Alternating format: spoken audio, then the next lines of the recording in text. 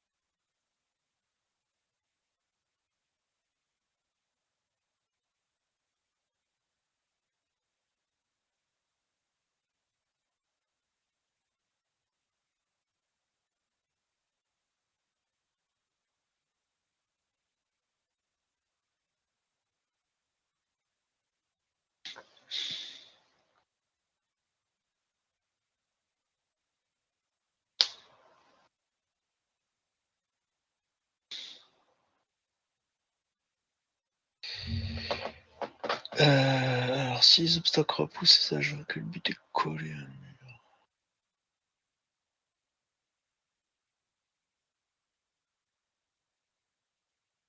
Ouais.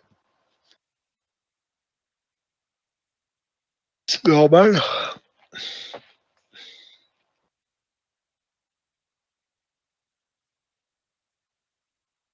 Colle pas le but au mur.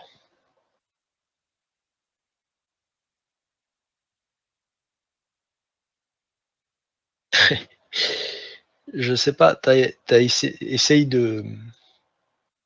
essaye d'attraper avec ta main ce que tu cuis dans une poêle, par exemple. T'as un but, mais t'as un truc qui te repousse en même temps.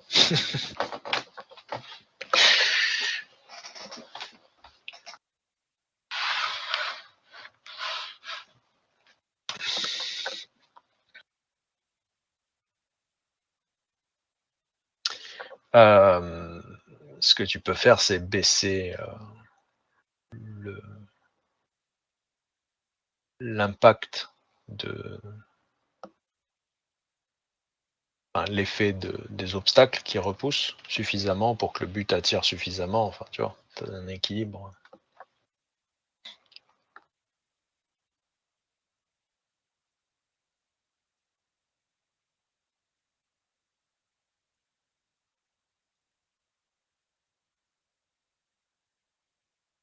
Mhm.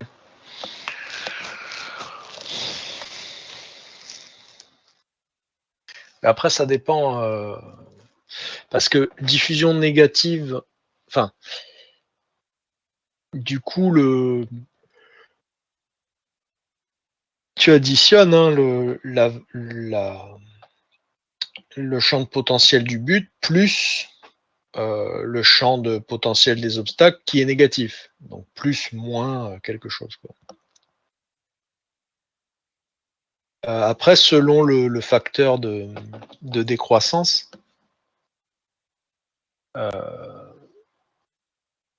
l'impact de la diffusion négative peut être plus faible que euh, ce que la diffusion du but vers des patchs non affectés par diffusion négative décroît, tu vois.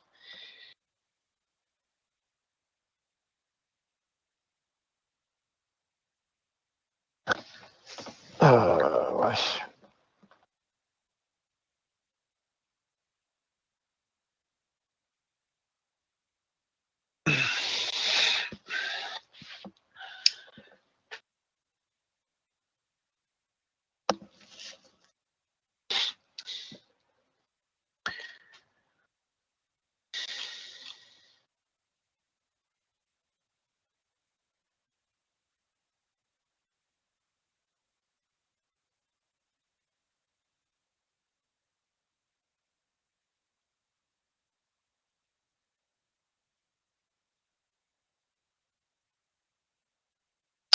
avait fait ça.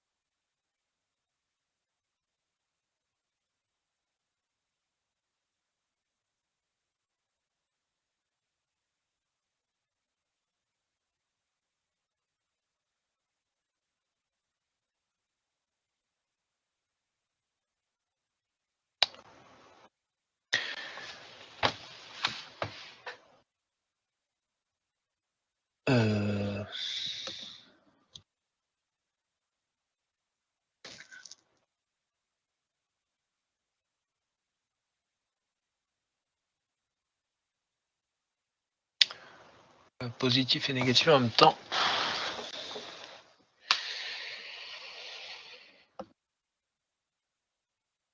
Ouais, l'un après l'autre. Je crois que t'as pas le choix. En revanche, la valeur du champ pour le calcul du gradient, c'est la somme de tous les champs qui affectent le point pour lequel tu calcules le gradient. En fait.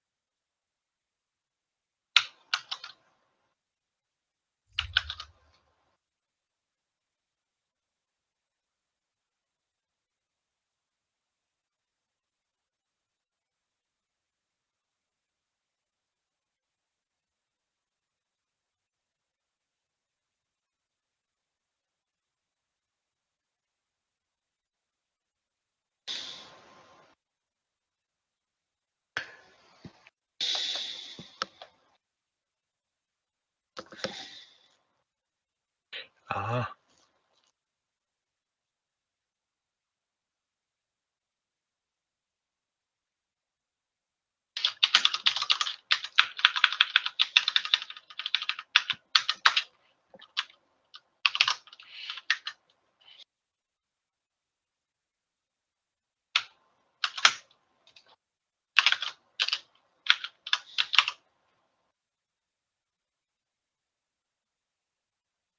Oui, c'est mieux déjà.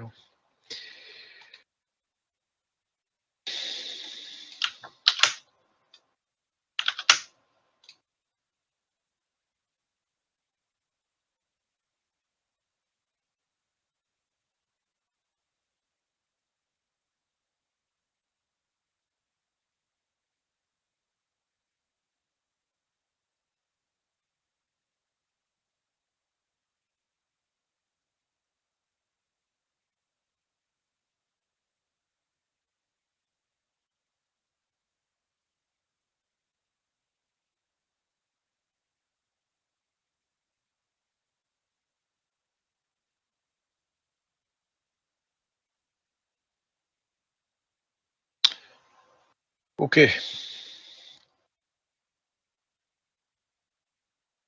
Donc là, avec la version vectorielle hein, de la répulsion, on voit qu'on a des collisions hein, qui arrivent. Même en augmentant assez fortement hein, les paramètres de la détection d'obstacles, on va obtenir des collisions quand même.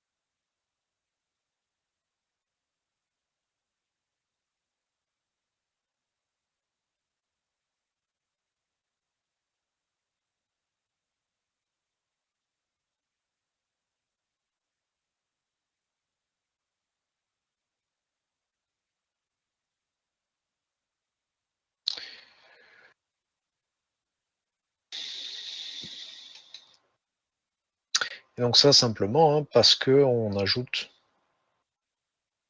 le vecteur. Alors l'évitement, donc ça c'était l'ancien évitement, hein, simplement on se retournait quand on a un obstacle.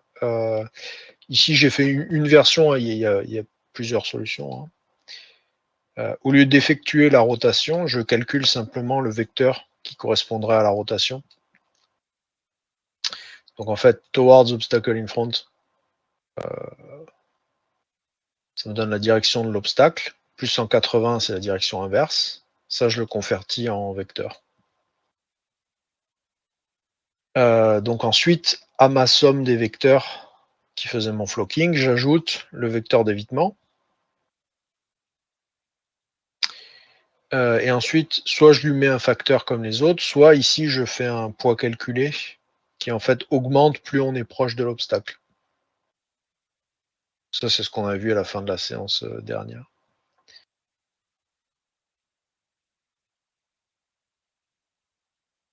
Si, c'est mieux, mais sans ce poids, c'est constant du coup. Donc c'est genre, je sais pas, tu mets un facteur à la main, quoi. Et ça marche moins bien en général. Là, en fait, ici, la répulsion est pas du tout fonction de l'impact de la répulsion est pas du tout fonction de la distance à obstacle. Donc qu'il soit très loin ou très proche, ça a le même effet sur la répulsion, quoi.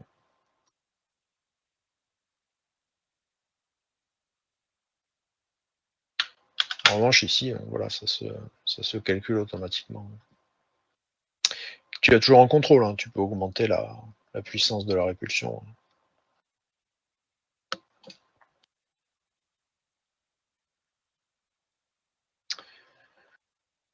Le problème, c'est que quand on est en version non vectorielle hein, et qu'on met aucune contrainte, alors là, il n'y a pas de chance, mais qu'on met aucune contrainte sur la répulsion, vu que c'est une histoire de priorité,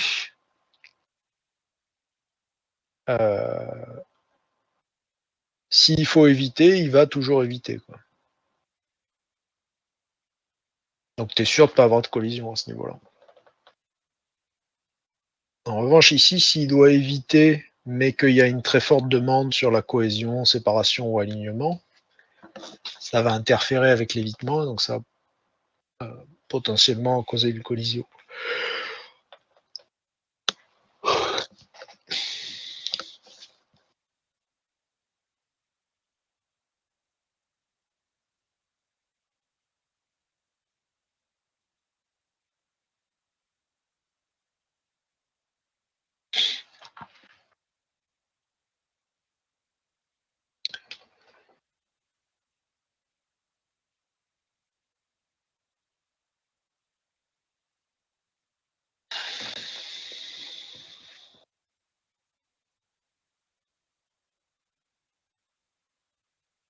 Donc simplement la question d'évitement qui est donnée par rapport à une fuite. Donc la fuite qu'on a vue, hein, c'est se retourner. Simplement, ce qu'on va faire pour l'évitement en non vectoriel, hein, on va limiter la rotation de ce avoid. Donc,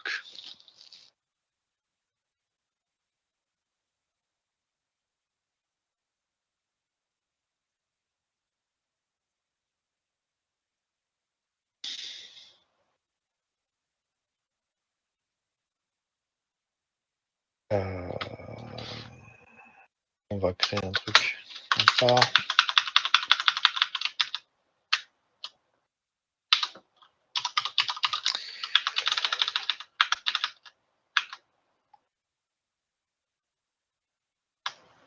Donc on va vouloir faire une rotation à 180 avec random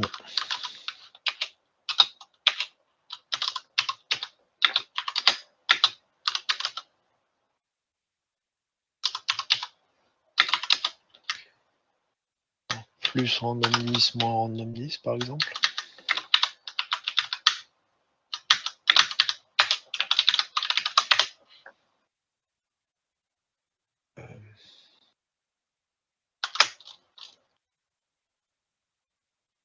On va remplacer par ça. Ça c'est la même chose.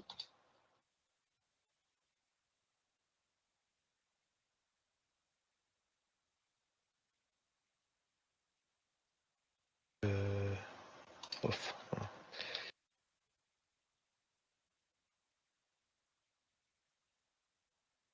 Et donc ça c'est la même répulsion que tout à l'heure.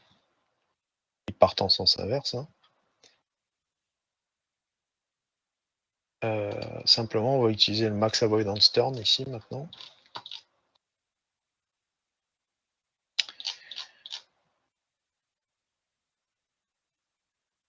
Il faut utiliser le turn towards ou turn at most.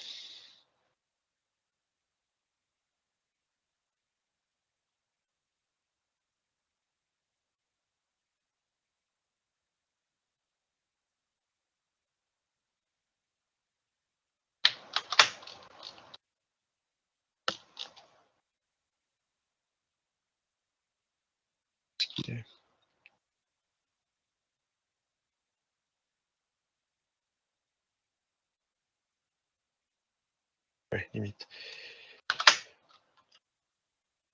Turn at most de ça par max avoidance turn donc.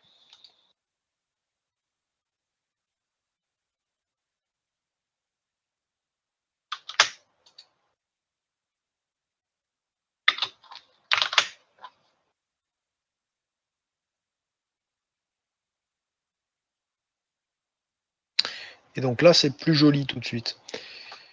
Alors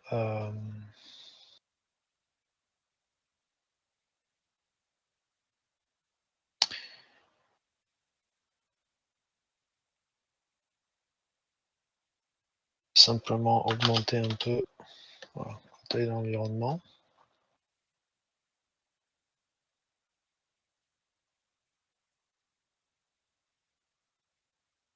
Alors pour vous donner une idée, hein, Ouais, pen down aussi.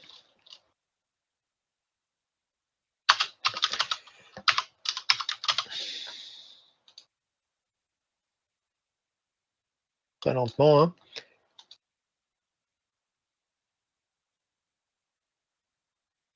En ignorant cela, là.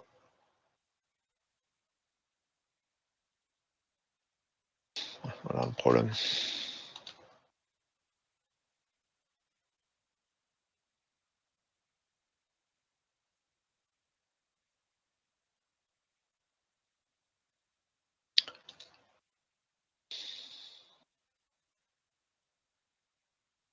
Alors, ici, on a un bon exemple hein, sur cet agent. Donc là, ce qu'on voit, hein, c'est qu'il se dirige pour faire une collision. Et en fait, il va prendre un certain nombre de ticks à faire un virage. Oui, toc, toc, toc, toc. C'est progressif comme ça. Si on baisse encore le max avoid on stern, le virage sera encore plus lent que ça. Quoi. Donc, je baisse le max avoid on stern.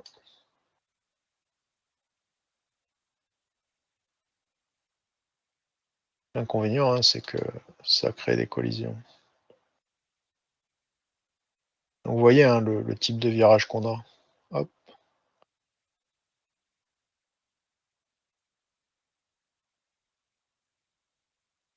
L'avantage, en revanche, c'est que le mouvement a l'air fluide. Quoi. Comme dans la vie réelle, hein, ça, une histoire d'inertie. Quoi. C'est difficile de changer instantanément de direction.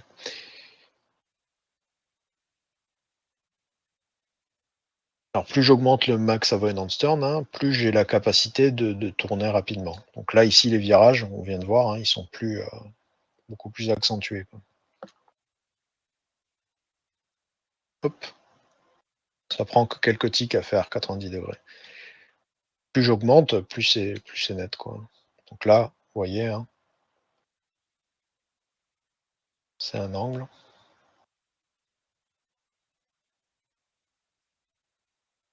En fait, la critique de la différence hein, qu'il y a entre la fuite et cet évitement, vous allez voir tout de suite que si je ne mets pas de limite sur cette rotation,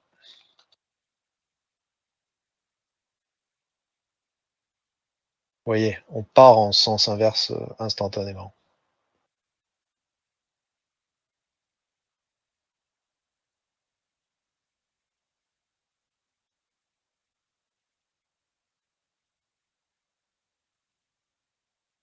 Du coup, les mouvements sont beaucoup moins naturels. Hein.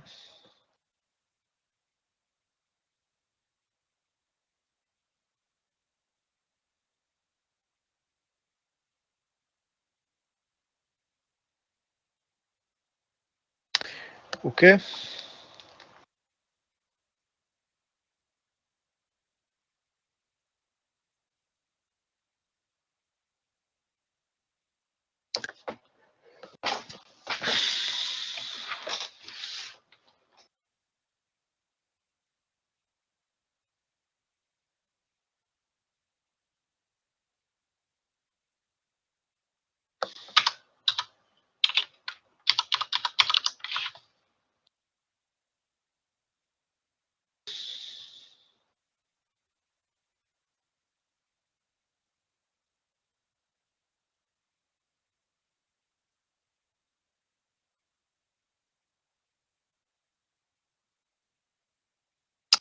Oui, l'inconvénient, c'est qu'on a des collisions. Donc.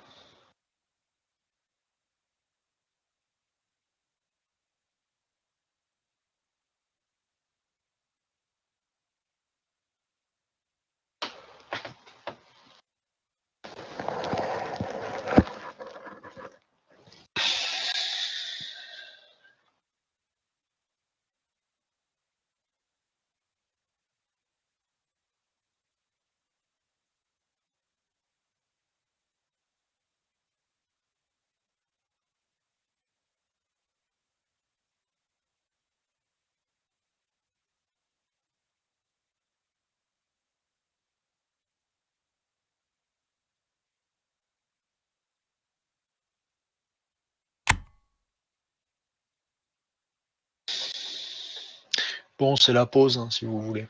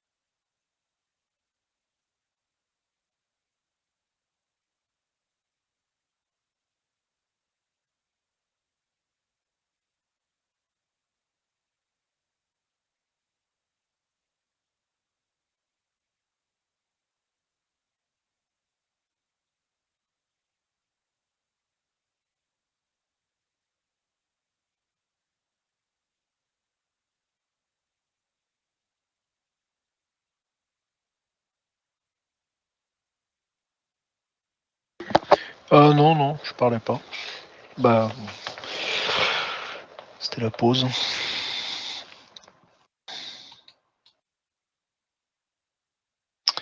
Donc là, pour vous donner un exemple hein, du problème de la diffusion. Alors, les IPS, hein, vous n'avez pas vu ça. On a vu au premier semestre la diffusion de champs de potentiel avec un système de phéromones, par exemple. Donc ici, le but qui a été placé à cet endroit va diffuser un champ de potentiel de manière simple, comme on l'a vu nous au premier semestre. Hein. Et là, on voit bien le problème que si une tortue suit champ de potentiel, hein, en fait, elle va se diriger dans l'obstacle. Hein. Donc là, pas de bol. Elle est coincée et elle ne peut pas arriver au but, quoi.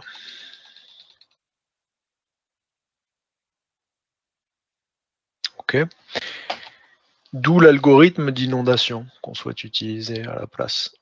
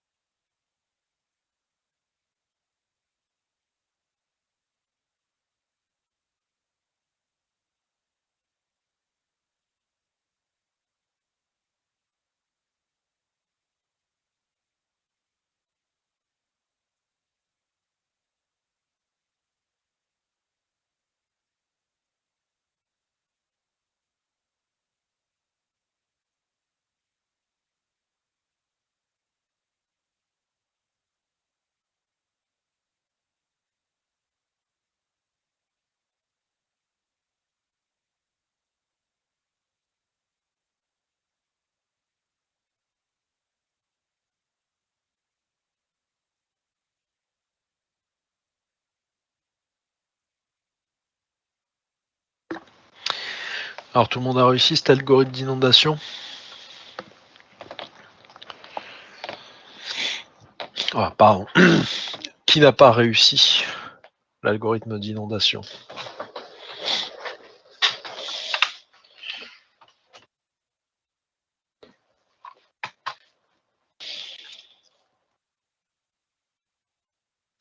Qu'est-ce qui te manque? Sachant qu'il est dans le cours. Hein. Je crois qu'on peut littéralement le copier-coller. Hein.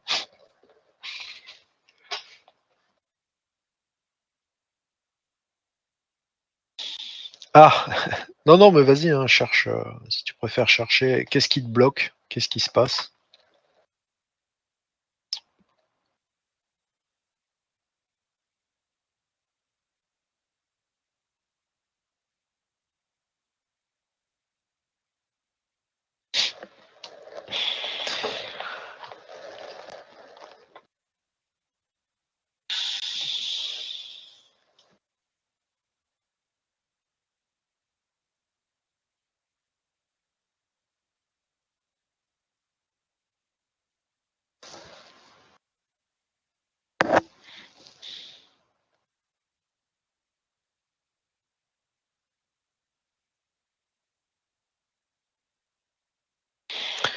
D'accord. Bon, on peut reprendre hein, le principe de l'algorithme.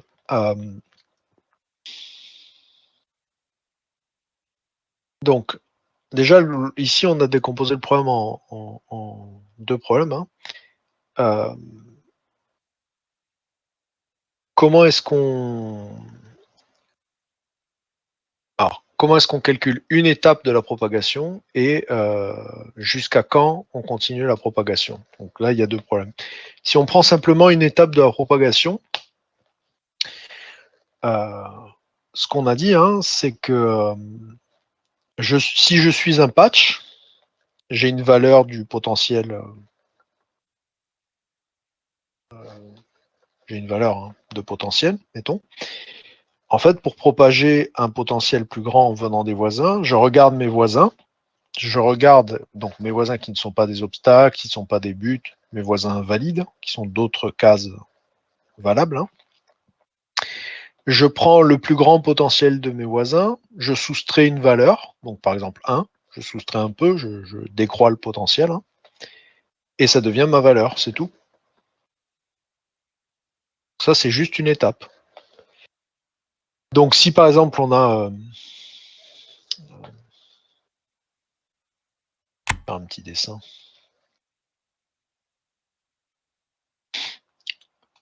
Euh,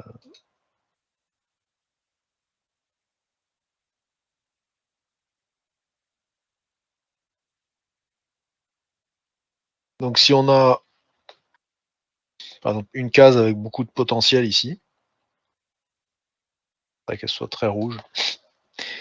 Alors, par exemple, pour donner un chiffre, hein, mettons qu'il y ait 10 dans cette case. Au début, donc par exemple, ça c'est que le but, c'est le but qui va diffuser ce potentiel. Donc au début, tout l'environnement est vide. Hein. Il y a 0 partout ici. 0, 0, 0. Bref. Donc un tour de potentiel, on a dit, je suis une case. Donc par exemple, je suis la case but, je regarde autour de moi. Tous mes voisins ont 0, moi j'ai 10, donc je suis déjà hein, le plus fort, enfin j'ai déjà le potentiel le plus haut, je fais rien. Case suivante, j'ai 0. Je regarde mon voisin en haut, 0, voisin de droite 0, voisin du bas 0, voisin de gauche c'est le but, 10. Je prends la valeur du voisin de but, du voisin le plus haut, but, et je descends un peu la valeur qui me passe pour faire un gradient. Hein. Donc par exemple, moins 1, très bien. Donc 10 moins 1, 9. Donc j'écris 9 dans ma case, j'ai un peu de potentiel ici.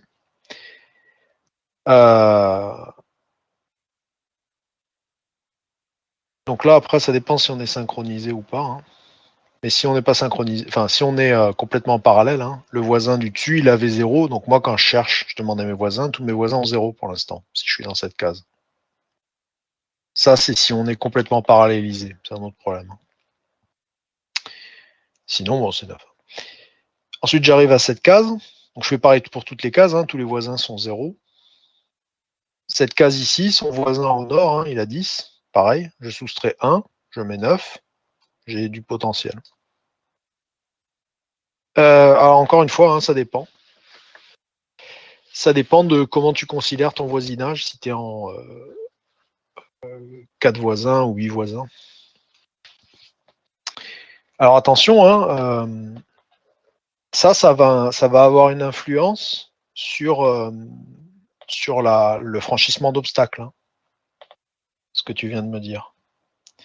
Tu comprends que si par exemple cette case, enfin ici on a un obstacle, ok, et ici un autre obstacle qui forme un coin, que tu calcules le potentiel à cette case, si tu utilises le cas de voisinage, hein, donc nord, sud, est, ouest, là tu as effectivement un coin. En revanche, si tu utilises le 8 voisinage, ici tu peux passer. Hein.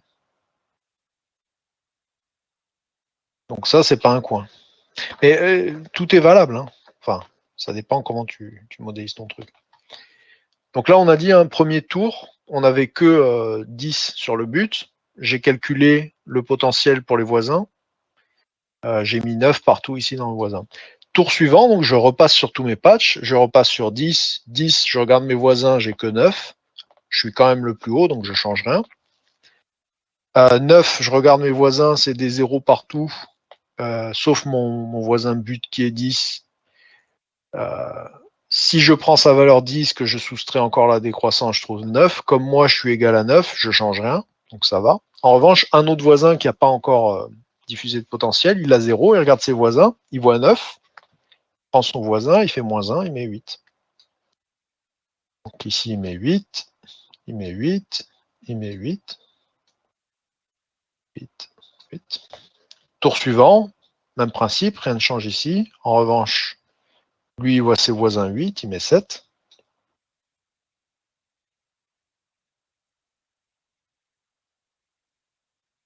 7, etc. Donc là, on a décrit ce qui se passe à une étape. On regarde simplement les voisins, on fait des croix de 1 et on s'assigne la valeur.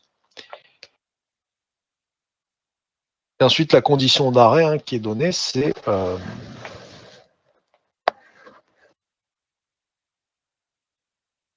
c'est quoi déjà? Un trou.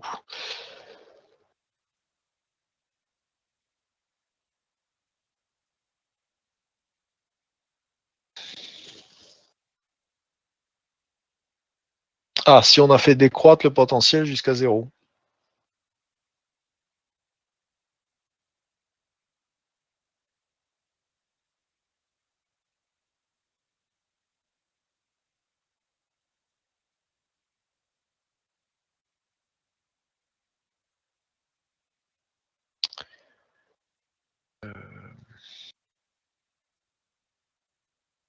J'ai perdu la fenêtre.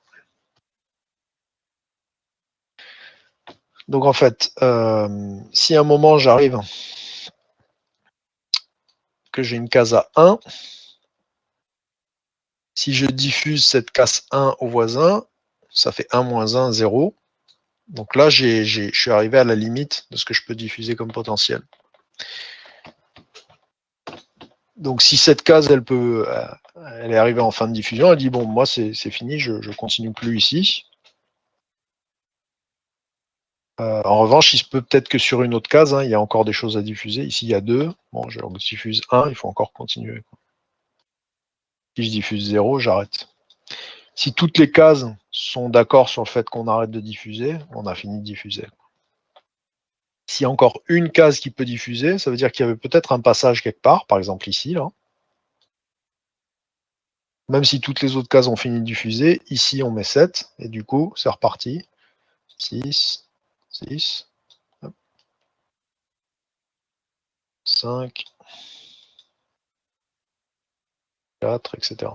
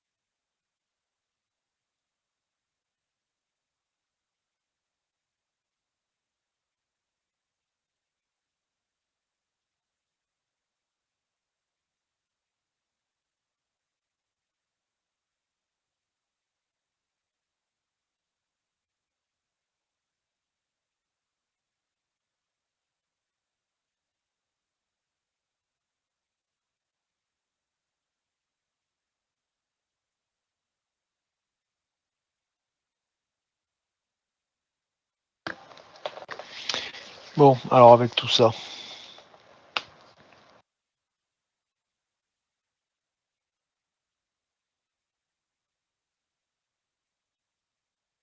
Ah.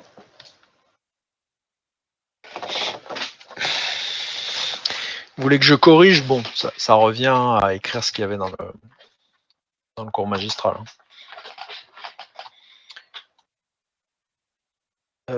Donc.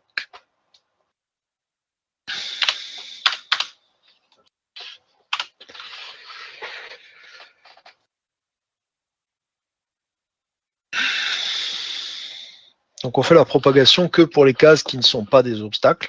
C'est la différence avec la diffusion. Hein, et qui ne sont pas le but. Donc, if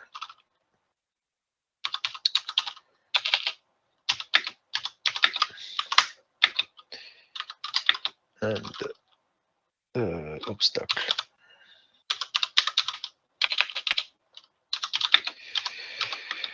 Différent de 1.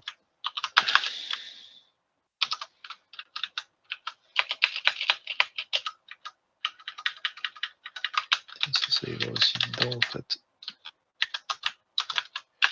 Ça c'est juste pour colorer, hein. Je l'ai laissé pour ceux qui ne connaissaient pas.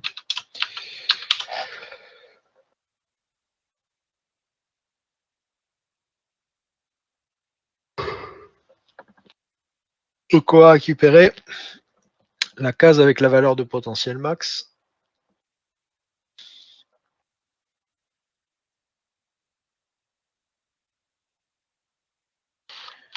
C'est ce qu'on dit. Hein.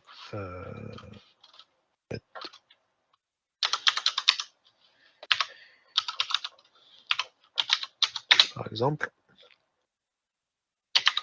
Donc ça, pour ceux qui ne connaissent pas en IPS, max one off, min one off, c'est aussi dans les cours que je vous ai donnés, un cours vidéo.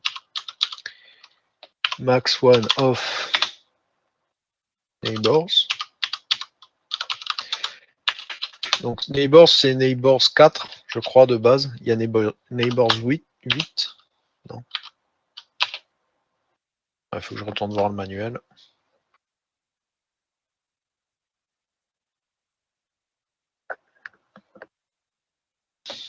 Non, c'est neighbors 8 de base.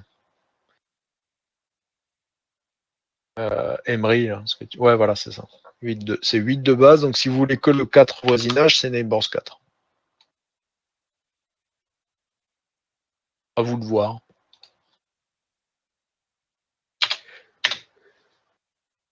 Donc là, neighbors 8, du coup. Et max one off, ça demande sur quel critère on sélectionne le plus grand. C'est celui qui a le plus grand potentiel. Potential. OK. Ensuite, ce qu'on fait, c'est qu'on décroît hein, ce potentiel. Donc, on va créer le nouveau potentiel.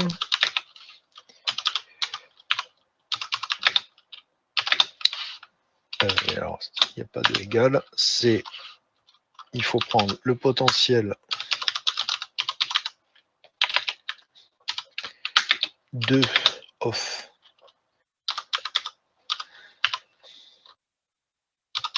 spot max. Alors, il y a un peu de français, un peu d'anglais.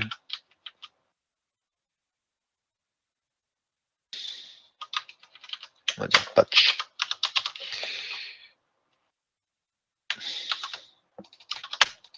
Voilà.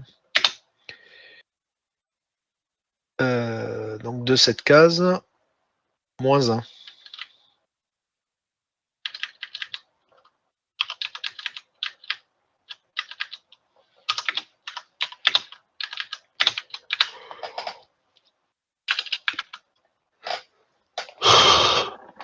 Pardon. Et si le potentiel, le mien, enfin, de la case courante, est strictement inférieur, donc pas égal, hein, au nouveau potentiel, on a donc propagé le potentiel sur cette case.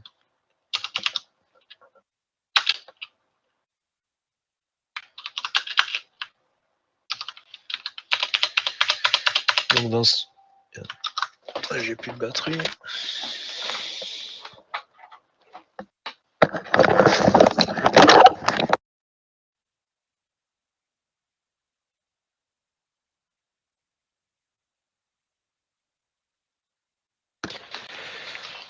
Donc il faut changer le potentiel de cette case, set potential à la valeur du nouveau potentiel.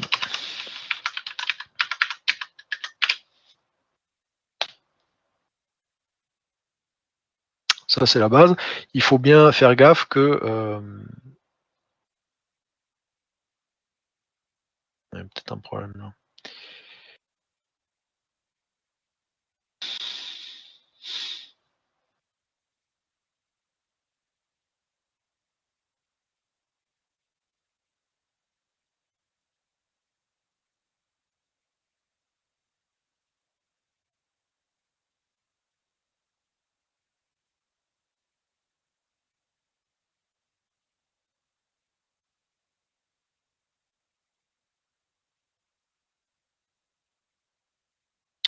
Alors bon, on va voir si ça marche. Ce qui est écrit dans le cours, c'est que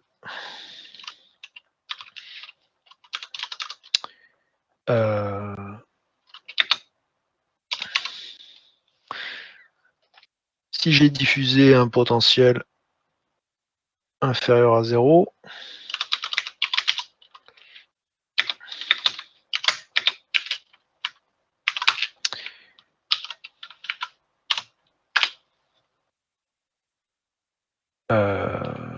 donc il n'y a rien à faire, il n'y a qu'à le remettre à 0. Hein.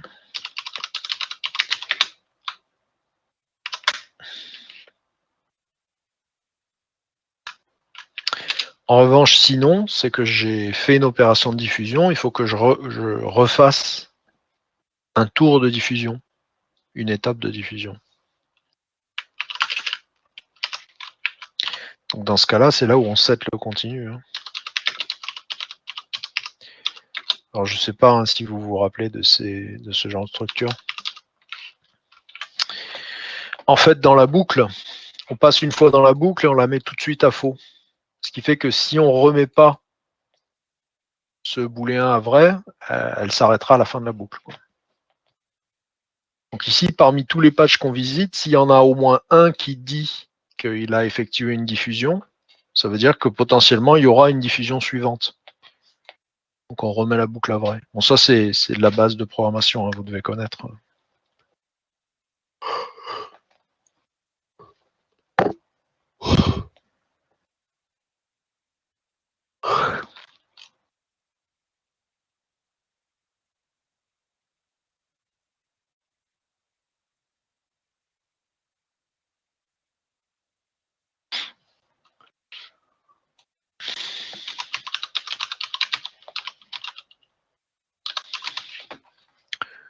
Ok, bon, est-ce que ça marche, ça? Donc on dessine un but. On utilise flooding. Et ça marche, mais bon, on n'y voit pas grand-chose.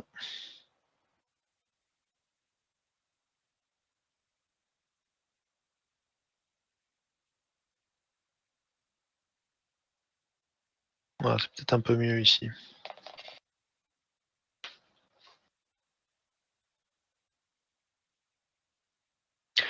Ok, donc là on voit hein, que l'obstacle arrête la diffusion, et du coup le champ, ici, contourne l'obstacle. Donc si on fait... Bon là pas de chance, les turtles elles sont...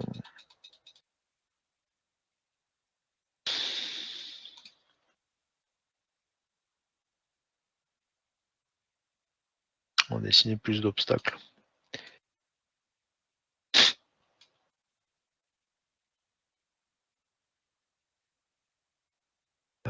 Comme ça.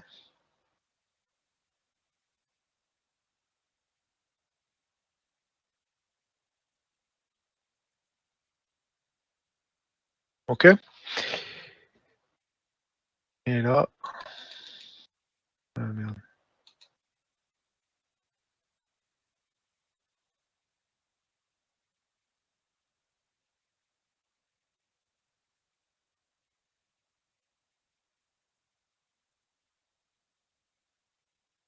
On voit que ça fonctionne relativement bien, hein.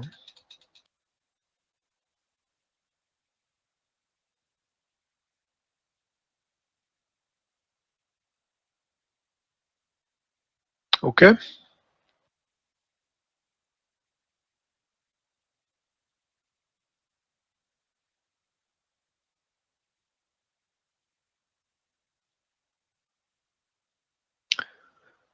Ça va à tout le monde, ça?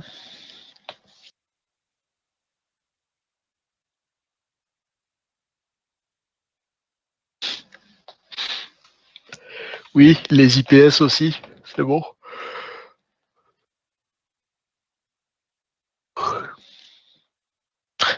Ok, super.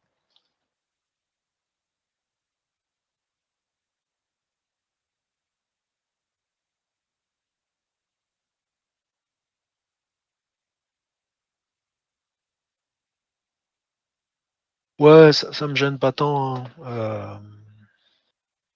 Surtout comprenez l'algorithme.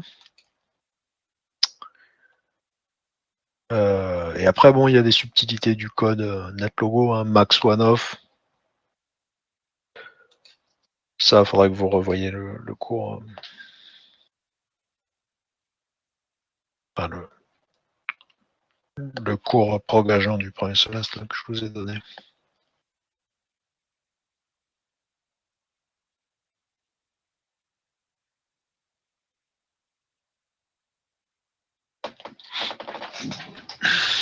En revanche, ce qu'il n'y a pas dans le cours, c'est comment on fait la répulsion par les obstacles, et ça, c'est à vous de vous débrouiller un peu. Je vous laisse un peu de temps pour ça.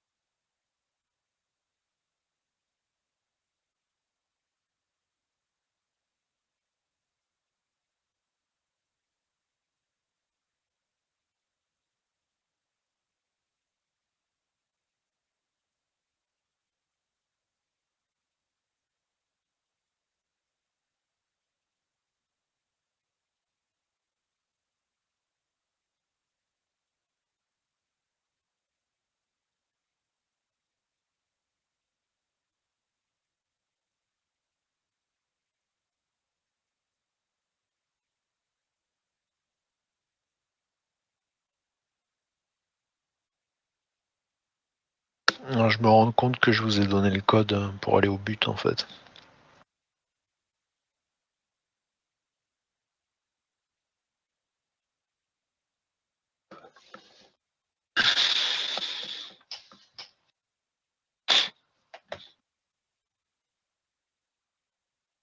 Bon, vous auriez dû l'écrire normalement, hein.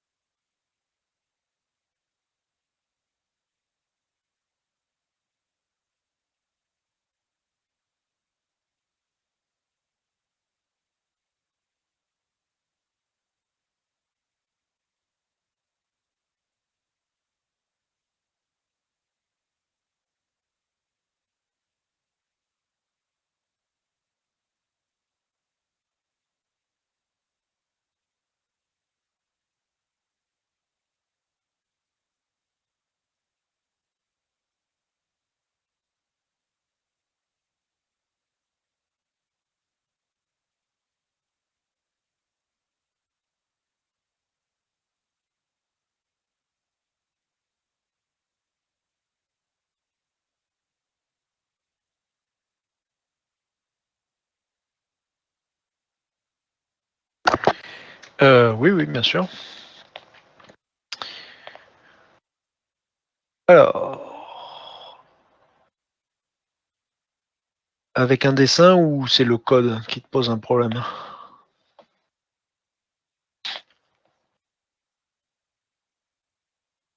Le principe, quoi. D'accord, bon, très bien, hein, pas de souci. Alors, ça c'est moche, on recommence. Bon. L'idée de l'inondation, hein, point de vue des cases, on va dire. On parle d'une valeur de champ de potentiel, hein, à chaque point du plan. Donc en fait, on discrétise, hein, d'une manière ou d'une autre. Ici, dans notre logo, on voit des patchs, c'est-à-dire des cases, hein, en gros. Donc là, tu as ton environnement qui est vide.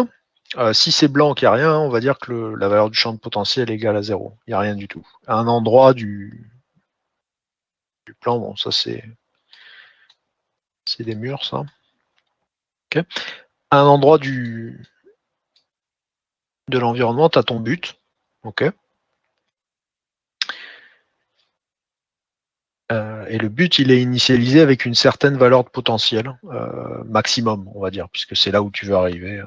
Donc tu mets le potentiel maximum. Par exemple, on va dire pour ici, hein, on va dire 10. Ok.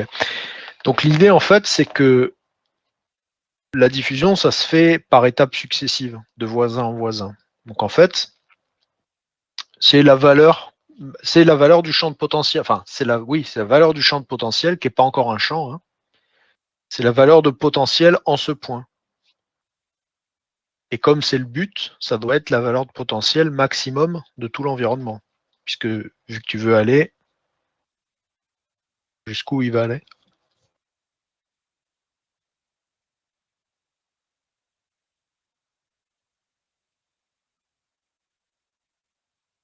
Alors, attends, je vais peut-être reprendre le cours plutôt que faire un dessin du coup, si on parle de ça. Ok, bon, je reprends le cours alors. Hop.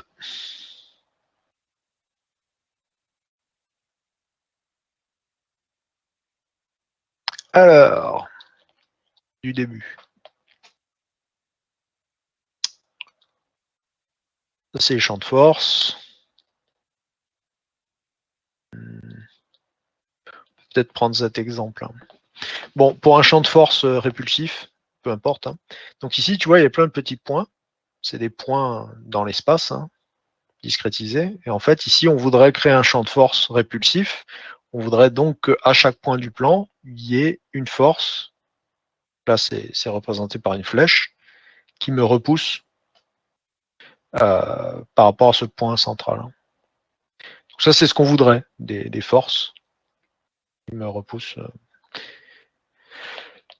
Donc ça permet, hein, de faire des combinaisons vectorielles, de faire des trajectoires, c'est super, etc. Donc en fait, pour faire ce champ de force, on va utiliser d'abord ce qu'on appelle un champ de potentiel, c'est-à-dire en fait une valeur, un potentiel, hein, c'est une valeur à chaque point du plan, à chaque point de l'environnement, hein, qui varie en fait selon la position qu'on a dans l'environnement. Donc on peut voir ça avec cette illustration comme une altitude, si tu veux.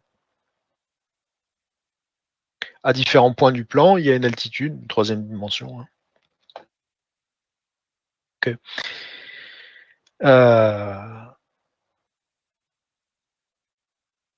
Et en fait, on peut calculer un vecteur, comme on voit ici, hein, qui va attirer ou repousser, simplement en calculant, par exemple, on peut considérer que la valeur en ce point central est beaucoup plus haute que les valeurs périphériques. Donc en fait, on peut créer une pente, une direction qui va du plus haut vers le plus bas ici.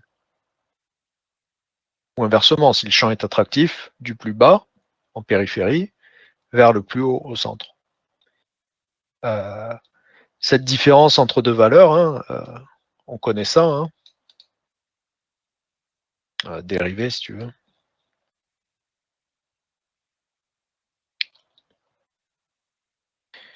Donc voilà comment à partir de valeurs en différents points d'un plan, on peut créer un vecteur qui va nous donner une direction. Donc cette direction, hein, c'est la pente C'est le gradient du champ de potentiel.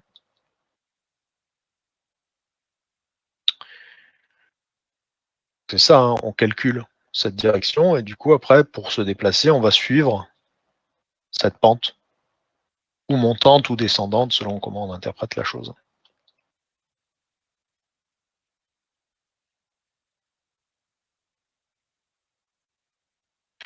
Ok, jusque là? Ouais, voilà. Donc bon, on peut faire hein, de plein de manières. Là dans le TP, ce qu'on va faire, c'est que l'objectif c'est le point avec le potentiel le plus fort. Du coup, on veut remonter une pente jusqu'à atteindre le potentiel le plus fort.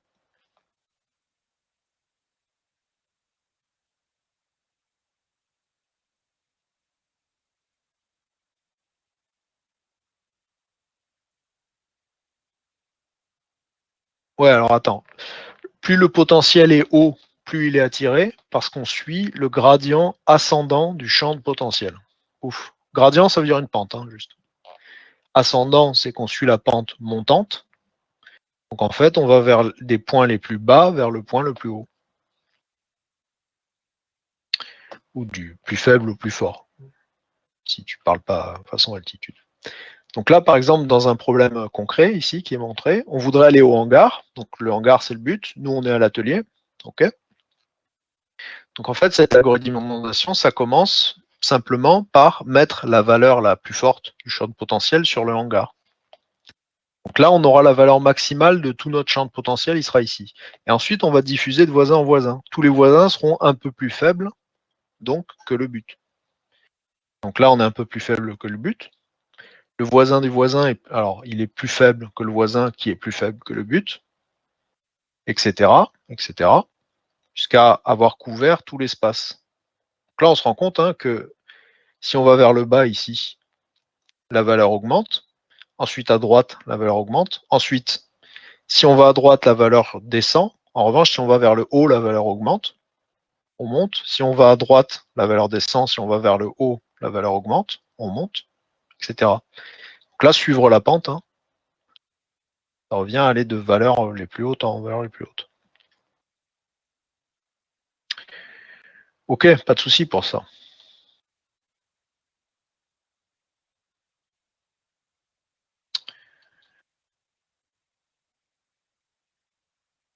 Donc cet algorithme de diffusion, on a vu, c'est étape par étape, voisin par voisin. Donc pour en revenir au dessin hein, que je te disais tout à l'heure, si on a notre environnement, notre but qui est à 10 ici, on va demander à toutes les cases, prends le voisin qui a la valeur le plus grande, soustrait une certaine valeur pour faire diminuer le gradient, et ça devient ta nouvelle valeur. Donc 10, il regarde ses voisins, tous ses voisins sont à 0, il ne change pas. Lui ici, il regarde son voisin, il a 10, il retire 1 à 10, il met 9, terminé. Ici, son voisin, alors en fait, on va considérer, vu que c'est parallèle, hein, quand lui il se regarde, enfin il regarde sa valeur, son voisin il n'avait pas encore changé. Donc lui il voit que 0, il change rien. Pareil pour lui.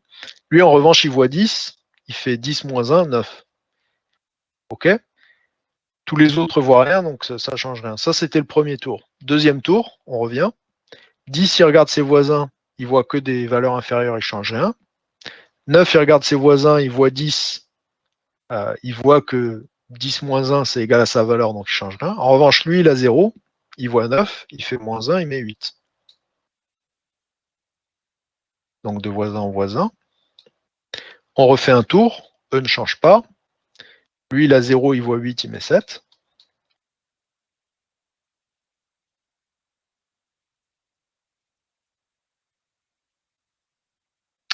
Et donc là, par exemple, si on a des obstacles, ok, lui, il voit 6, 6, 6. Lui, il voit 5, 5, 4, 3.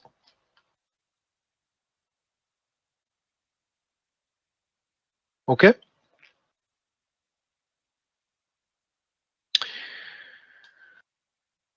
Donc simplement, et on s'arrête donc quand on a soit rempli toutes les cases, hein, soit quand la diffusion, elle en vient à un point en fait où Quand on essaie de diffuser 0, on obtient -1. Du coup, on se rend compte qu'on a fini de diffuser. Hein. On ne peut pas descendre un gradient. Bon, on va pas discuter de ça, mais on va s'arrêter à 0. Nous. Donc en fait, en termes de code,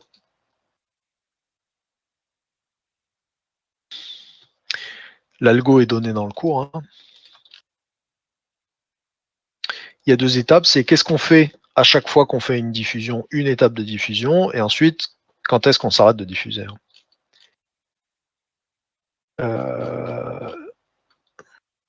Donc, une étape, un step.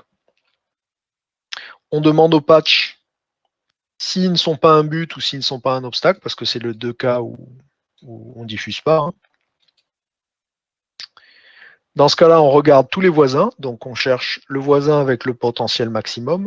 Donc, max one of neighbors sur le critère du potentiel. Là, on va obtenir, dans cette variable, hein, le patch avec le potentiel maximum. OK ? On va calculer le nouveau potentiel qu'on veut se mettre. Donc, c'est le potentiel du voisin le plus haut moins 1. Donc, on demande, on met dans cette variable, hein, le potentiel de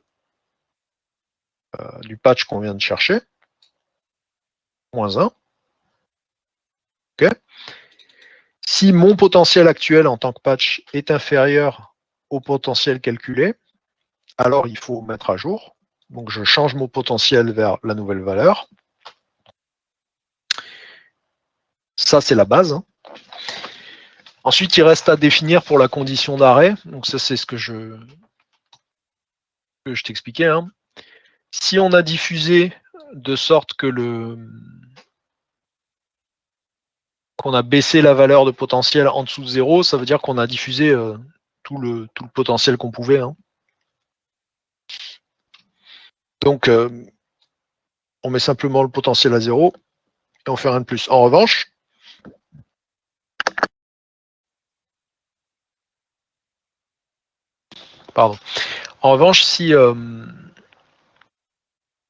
si on a changé la valeur de potentiel pour quelque chose différent de 0, il y a eu une propagation, donc potentiellement, il y aura encore une propagation après. Il y aura encore une étape à faire.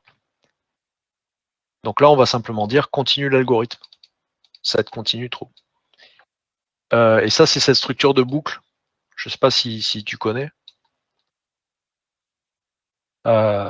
Tu fais rentrer dans une boucle et ensuite tu mets tout de suite la condition de la boucle à faux. Et en fait, tu fais plein d'étapes.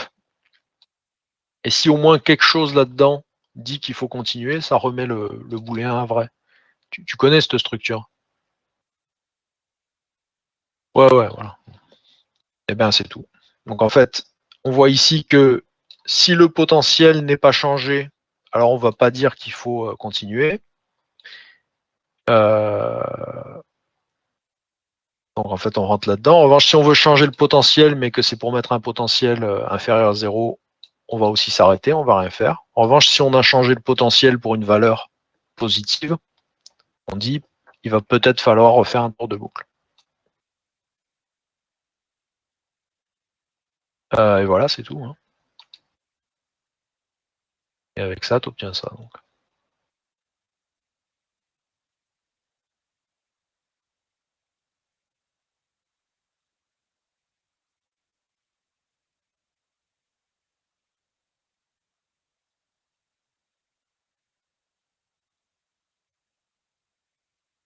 C'était peut-être un peu fort.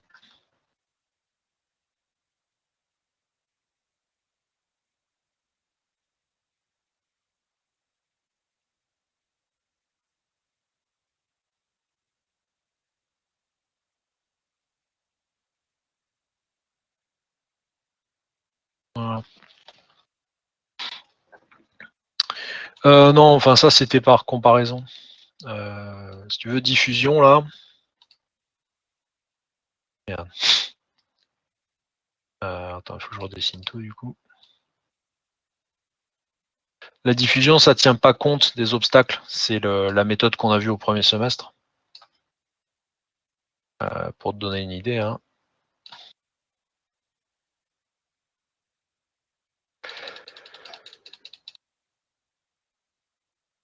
En fait, oui, ici c'est un peu faible, mais...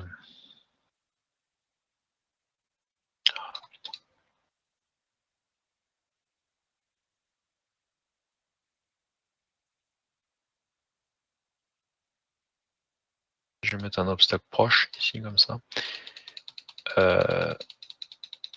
Donc si tu vois, hein, si je diffuse ça, ça tient pas compte de l'obstacle, et ça fait simplement...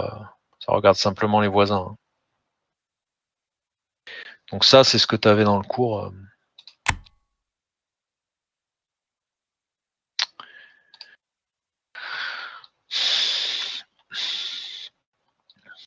C'est la diffusion d'un champ de potentiel sans l'algorithme d'inondation. Parce que ça compte aussi, enfin, c'est aussi un champ de potentiel, tu vois.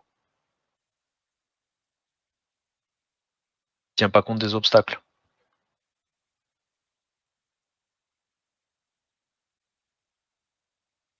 L'inconvénient, c'est que si tu suis ce champ de potentiel, tu vas dans le mur au nord, là, et t'es coincé, quoi.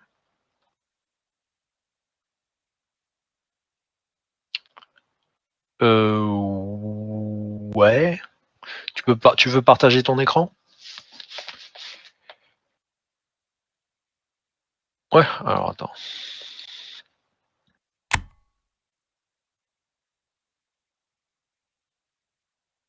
Oh, pas de souci. Je m'ennuie sinon. Personne pose question. Voilà, tes présentateurs en bas, à côté du micro et tout ça, non? Tu vois?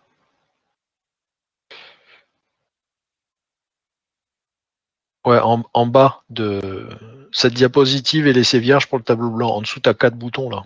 Le bouton de gauche, ouais, voilà. Tiens, ouais, c'est bizarre ça. Ah non, t'as fait t'as fait les répulsifs là. Ouais, bah c'est pas mal, non, ça?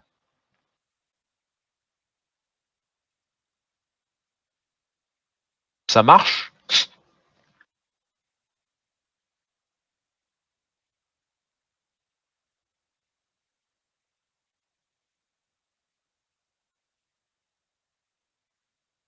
T'es un peu trop lent. Ouais, ça coince là, Simu.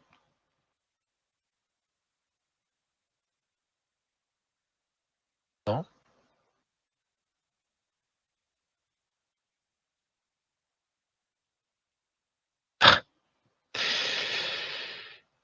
Décoche tout ce que t'as coché là. Go Turtles, Draw. Essaie de décocher tout ça déjà. Non, ouais, tu vas complètement planter. Euh,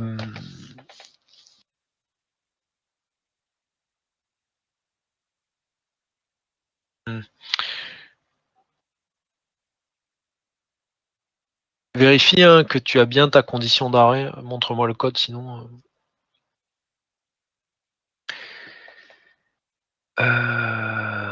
Alors, compute potential step.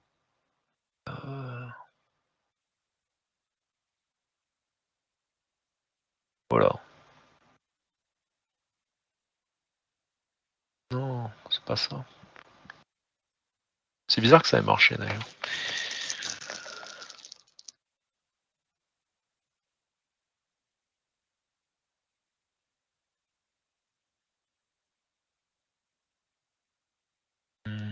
Ouais, non, c'est pas ça. Hein.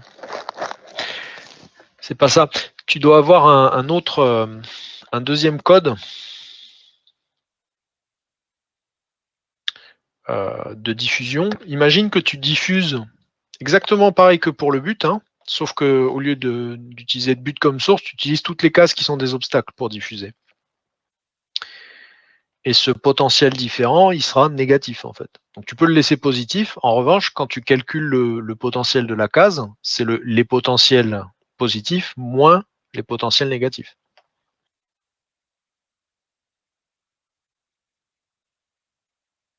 Ouais.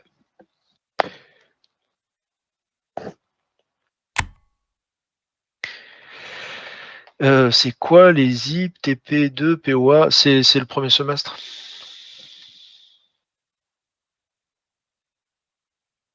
C'est pour les IPS là.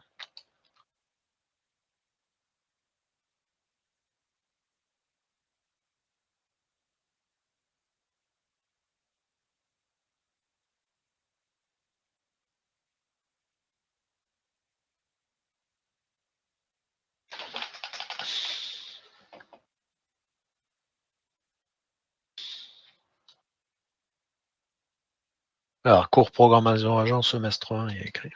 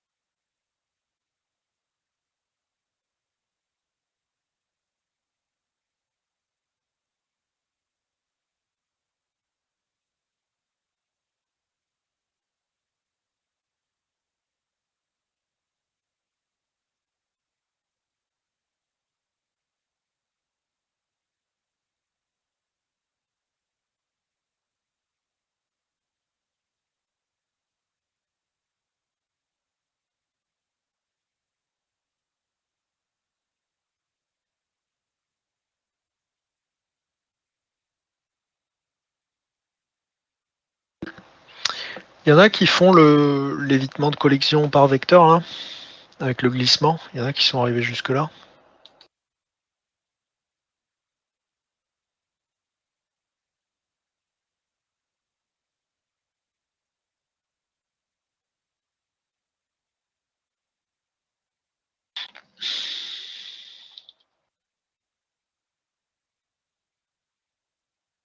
Je ne dirais pas, ouais.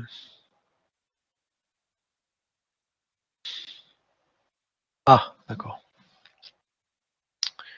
Au 3-3 ou...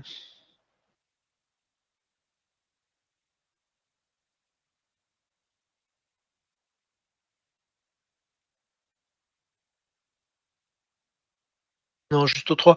Je crois que il me semble que c'est toi, hein, qui l'avais fait la semaine précédente. On avait déjà vu une répulsion en fonction de la distance. Ouais, donc tu peux copier, tu peux même reprendre ce code si tu veux.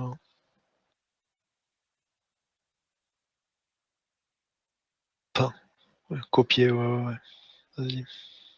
Gagne du temps là-dessus parce qu'on s'en fout, hein. En revanche, j'aimerais bien que tu vois les forces de glissement, hein. Il est très probable que ce sera un examen à un des examens, quoi.